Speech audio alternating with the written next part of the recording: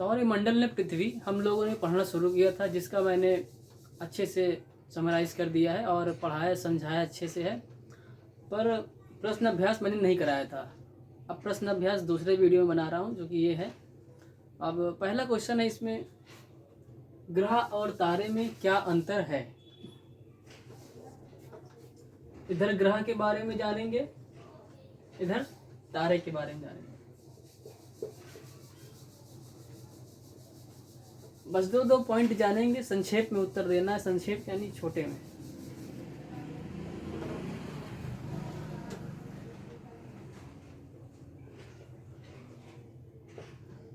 ग्रह में स्वयं का प्रकाश और ऊष्मा, ग्रह में स्वयं का प्रकाश और ऊष्मा नहीं होता है।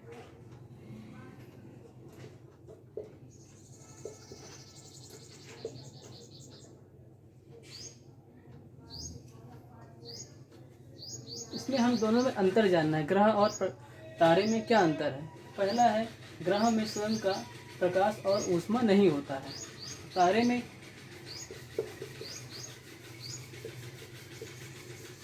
इसमें स्वयं का प्रकाश और ऊष्मा होता है। ग्रह में स्वयं का प्रकाश और ऊष्मा नहीं होता है, तारे में स्वयं का प्रकाश और ऊष्मा होता है। इसमें स्वयं का प्रकाश और ऊष्मा नहीं इसमें होता है। अब दूसरा अंतर जानेंगे।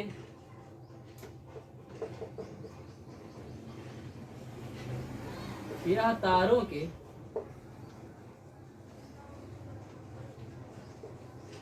चारों ओर ग्रह तारों के चारों ओर चक्कर लगाता है।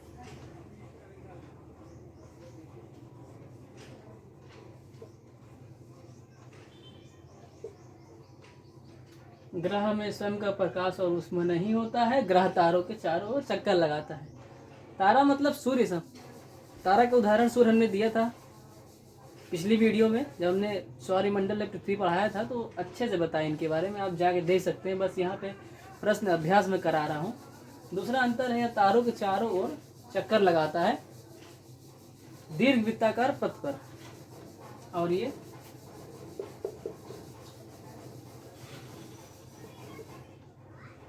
यह बहुत बड़ा होता है और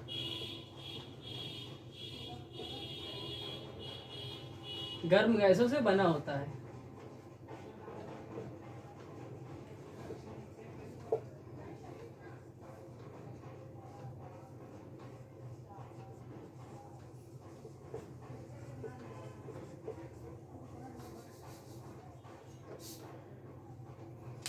पहले क्वेश्चन का आंसर बस इतना ही है।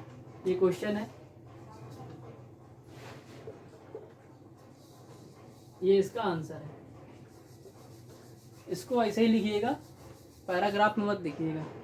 अंतर जैसे बताया गया है, इधर ग्रह बताइएगा, इधर तारा बताइएगा। ग्रह में एक पॉइंट और लिख लीजिए, मैं इसको मिटा रहा हूँ तीसरा पॉइंट लिखने के लिए।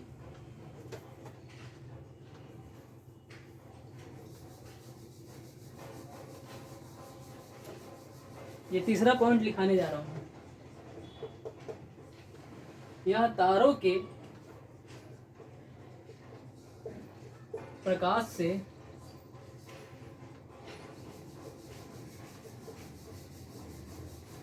प्रकाशित होता है। दूसरा क्वेश्चन है, सौरमंडल से आप क्या समझते हैं।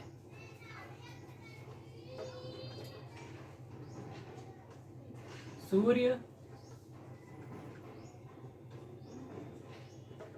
8 ग्रह,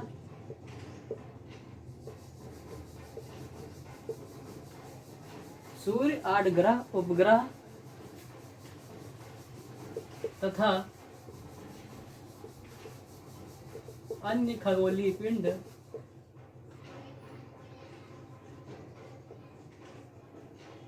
जैसे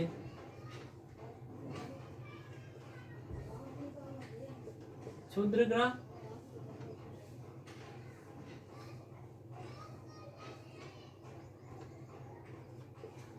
व उल्का पिंड मिलकर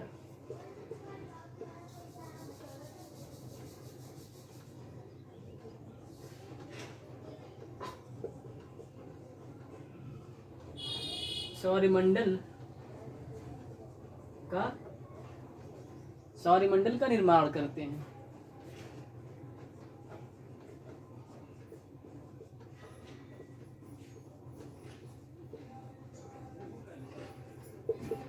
और अच्छे से समझने के लिए एक पिछला वीडियो है, उसमें मैंने इस चैप्टर सौरमंडल में पृथ्वी अच्छे से डिस्क्राइब किया है, उसको जाके आप देख लेंगे तो सौरमंडल क्या है वो समझ में आ जाएगा। तीसरा क्वेश्चन है एनसीईआरटी में, सौरमंडल में पृथ्वी चैप्टर का नाम है।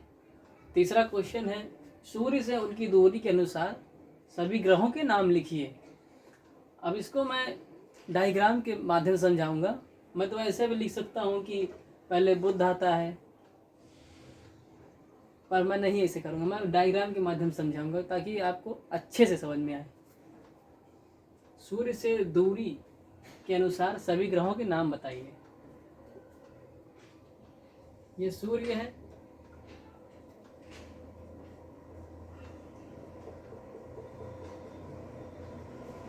सूर्य के बाद आता है, सूर्य से उनकी दूरी के अनुसार सभी ग्रहों के नाम बताएं। सूर्य से सबसे नजदीक ग्रह है बुध,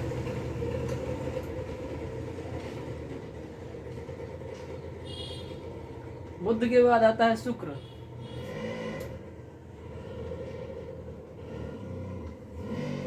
शुक्र के बाद आती है पृथ्वी,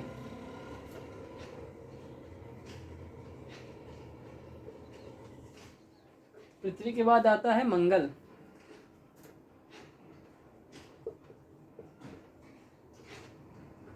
मंगल के बाद आता है बृहस्पति,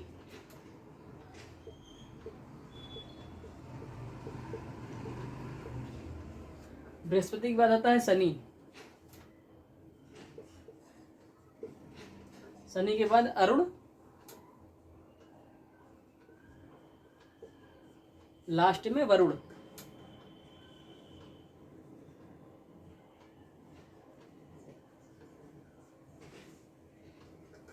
मार्कर नहीं चल रहा।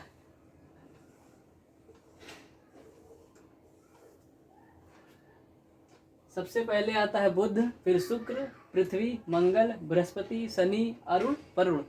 इसको मैंने याद करने का बहुत ही आसान तरीका, ट्रिक बताया है अपने जब चैप्टर मैंने समझाया है पहली वीडियो में, उसको देख लीजिएगा। सूर्य से उनकी दूरी के अनुसार सभी ग्रहों के नाम लिखें। बुध, शुक्र, पृथ्वी, मंगल, बृहस्पति, शनि, अरुण, वरुण। चौथा प्रश्न है पृथ्वी को अद्भुत ग्रह क्यों कहा जाता है। अद्भुत ग्रह इसलिए कहा जाता है पृथ्वी को क्योंकि यहाँ पे जीवन पाया जाता है। यहाँ पे जीवन पाया जाता है। जीवन क्यों पाया जाता है? क्योंकि ये जीवन के लिए यहाँ पे अनुकूल परिस्थितियाँ हैं, जैसे कि वायुमंडल है और वायुमंडल में हमारे लिए सांस लेने के लिए ऑक्सीजन है। बस इतना ही लिखना है हमें। इसका उत्तर ऐसे लिखेंगे, पृथ्वी को अद्भुत ग्रह क्यों कहा जाता है? यहाँ जीवन के लिए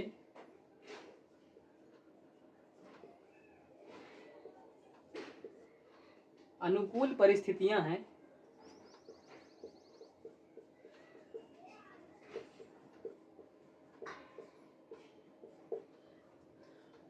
यहाँ जीवन के लिए अनुकूल परिस्थितियां हैं। यहाँ मतलब पृथ्वी।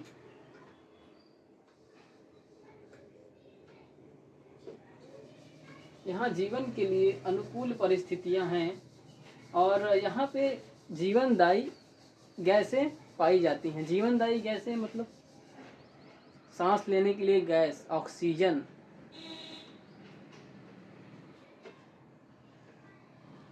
यहाँ जीवन जीवनदायी ऐसे लिखेंगे और अच्छा लगेगा। जीवन जीने के लिए थोड़ा कम अच्छा लग रहा है, जीवनदायी गैसें पाई जाती हैं, ज़्यादा अच्छा लग रहा है। यहाँ जीवनदायी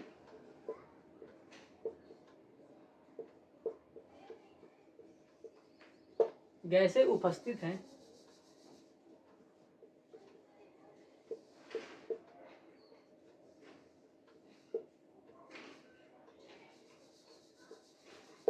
जैसे ऑक्सीजन,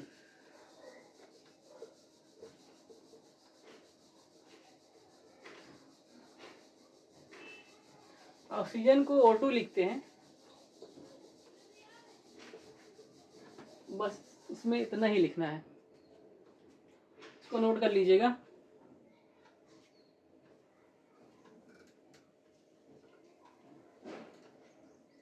पांचवा क्वेश्चन क्या है आपका? हम हमेशा चंद्रमा के एक ही भाग को क्यों देख पाते हैं? पांचवा क्वेश्चन है आपका। हम हमेशा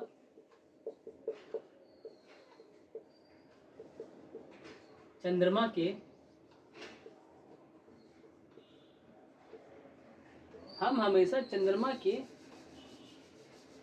एक ही भाग को क्यों देख पाते हैं? ये आपका पांचवा क्वेश्चन है। हम हमेशा चंद्रमा के एक ही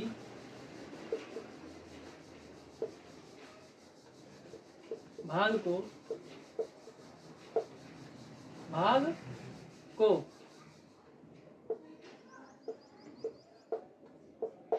क्यों देख पाते हैं?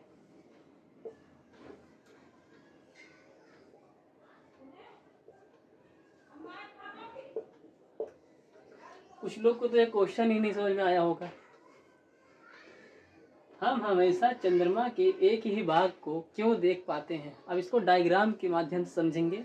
एक ही भाग को क्यों देख पाते हैं? जैसा कि मैं आपके सामने खड़ा हूं तो आप मेरा केवल एक ही हिस्सा देख पा रहे हैं, दूसरा मतलब पीछे का हिस्सा नहीं देख पा रहे हैं। वैसा ही पृथ्वी के सामने ये वाला हिस्सा पड़ रहा है, ये हिस्सा आता है चंद्रमा का, तो हम केवल यही हिस्सा देख पाते हैं, ये हिस्सा हम नहीं देख पाते हैं, कभी नहीं देख पाते हैं। और ये कैसे, अभी समझाता हूँ। इसको समझाने के लिए मैं लिख दे रहा हूँ, ये पहला हिस्सा है, दूसरा हिस्सा है, पहला दूसरा, और हमें हमेशा यही हिस्सा दिखाई देता है, ये वाला पहला वाला।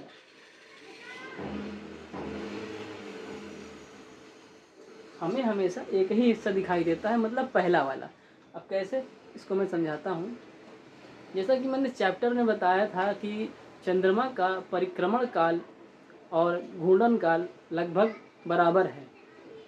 परिक्रमण वो पृथ्वी के लगभग 27 दिन में पूरा करता है, और घूर्णन भी अपने अक्ष पर वो लगभग 27 दिन में पूरा करता है। यही कारण है जो चंद्रमा के हम एक ही भाग को देख पाते हैं हमेशा। अब वो कैसे, डायग्राम के माध्यम से समझाता हूँ मैं। जैसे कि पृथ्वी के सामने, जैसे ये आप देख रहे हैं, आपकी ये आँख है मान लीजिए, ये मैं खड़ा, तो आपके सामने जो मेरा हिस्सा आ रहा है आप वही हिस्सा देख पा रहे हैं, ऐसे भी देख लीजिए। तो वैसे ही चंद्रमा का ये हिस्सा पृथ्वी के सामने है, तो पृथ्वी से हमको यही हिस्सा केवल दिखाई देगा, ठीक है। तो हम जैसा कि जानते हैं, अब मैं पृथ्वी को रखूँगा, सूर्य को मिटा दूंगा समझाने के लिए, क्योंकि यहाँ पे नहीं समझ पाएंगे फिर आप। सूर्य को मिटा देते, ठीक है। मैं इसको भी हटा दे रहा हूँ समझाने के लिए।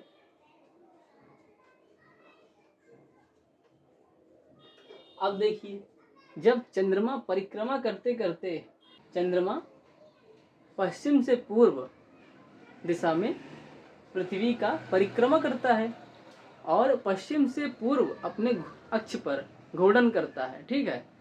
तो अब जब चंद्रमा यहाँ आएगा परिक्रमा करते करते, यहाँ आ गया, तो वो पश्चिम से पूर्व घूर्णन भी तो कर रहा है अपने अक्ष पे, साथ ही साथ दोनों क्रियाएं एक साथ होती हैं। घूर्णन और परिक्रमा दोनों एक साथ होती हैं, अलग अलग नहीं होती कि पहले परिक्रमा हो जाए फिर बाद में घूर्णन होगी, ऐसा नहीं है। घूर्णन और परिक्रमा दोनों एक साथ होती हैं।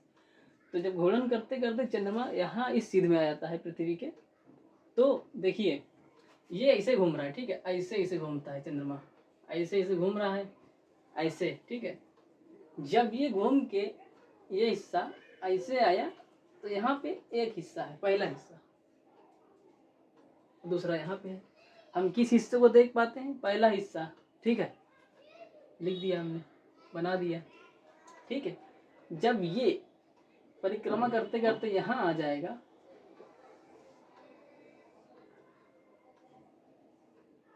जब ये चंद्रमा परिक्रमा करते करते यहाँ आया, तब भी हम इसको पहले वाले हिस्से को देख पा रहे थे। जब यहाँ आएगा तो साथ में घूर्णन भी तो करेगा, पहला हिस्सा यहाँ,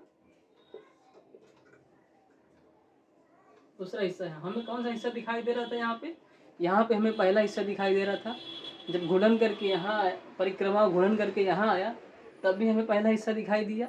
जब परिक्रमा और घूर्णन करके यहाँ आया, तब भी हमें पहला हिस्सा दिखाई दिया। और जब परिक्रमा और घूर्णन करके चंद्रमा यहाँ आया, तब भी हमें पहला हिस्सा दिखाई दिया, दूसरा हिस्सा हमें दिखाई ही नहीं दे रहा है।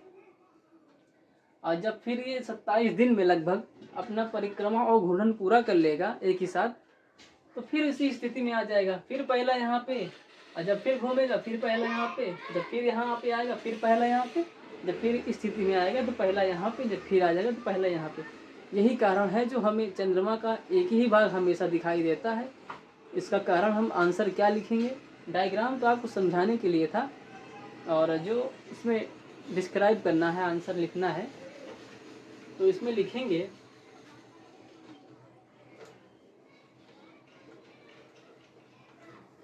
आंसर ऐसे लिखिएगा,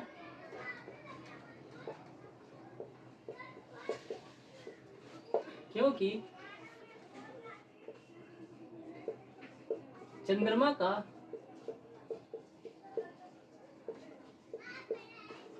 परिक्रमण काल और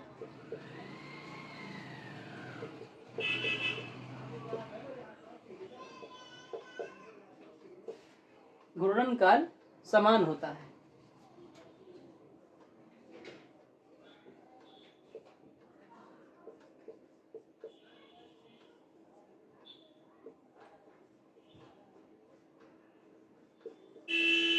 इसीलिए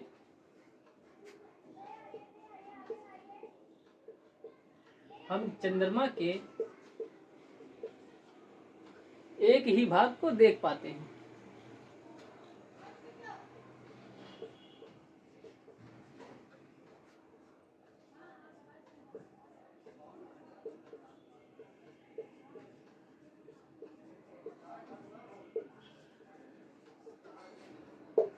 यही इसका आंसर है, नोट कर लीजिएगा और डायग्राम भी बना लीजिएगा अपने समझने के लिए।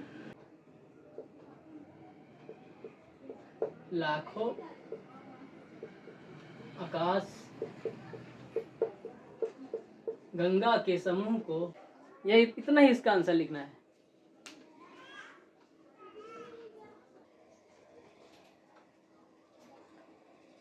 दूसरा है इसमें प्रश्न अभ्यास, सही उत्तर चिन्हित कीजिए। तो मैं उसको व्हाइट बोर्ड में लिखाने से अच्छा यही कि बुक सही बोल देता हूँ आपको, आप बुक में ही टिक लगा लीजिए, या तो बुक हो तो उससे नोट करके आप लिख लीजिएगा। पहला क्वेश्चन है इसमें, किस ग्रह को पृथ्वी के जुड़वा ग्रह के नाम से जाना जाता है?